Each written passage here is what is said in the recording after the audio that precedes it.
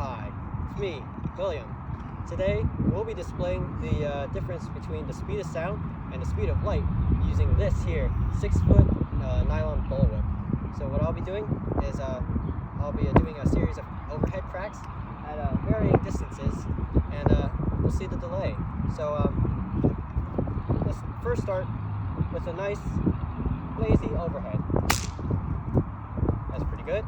Alright, I'll take about 20 or 50 steps that way, and I'll crack again. So I'll see you.